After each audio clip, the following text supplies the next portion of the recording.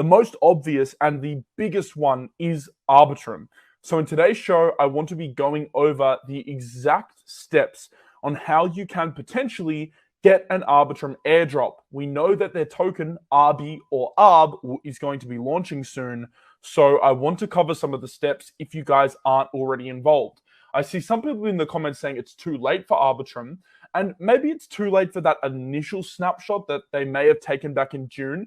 However, we do see with these projects that they do multiple snapshots. So just because you missed the first snapshot doesn't mean you're not eligible for potentially the next airdrop. So I think considering the steps in today's video are free and don't take that long to do, then it's a no-brainer. Because if you do them and you get the airdrop, that's amazing. You could potentially get thousands of dollars. If you do them and you don't get the airdrop, well, maybe you only spend like 5 to 10 minutes a day. So you only lose a little bit of time that you were probably using watching Netflix anyway. And that is why the airdrop strategy in 2022, especially in October, has been quite profitable because you are not spending too much time or too much money and you're getting the upside of these gains. So I'm going to get into that in a second. But if we're talking about gains, then you would have made no more gains than watching this show on Friday and Thursday. The trades that I gave you guys for the trading comp, the ETH one was up 47%. I did close both of these trades, by the way. Banked the profits. The near trade was up 68%. I gave that to you guys on the show on Friday. And then also, I did a video on Thursday saying that I was buying Aptos and buying GNS.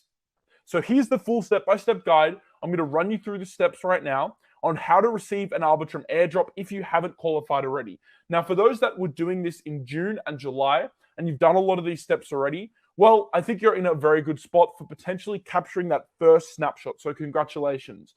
But for the ones that haven't done any actions yet, I still think there's potential to get an airdrop here. So I'm going to run you through the stats right now on how you could potentially do that.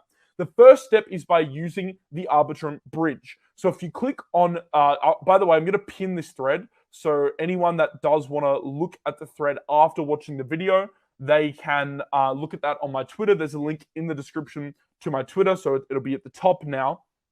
But I'll run you through the steps in depth, more depth than I did in the thread to help you guys fully understand it.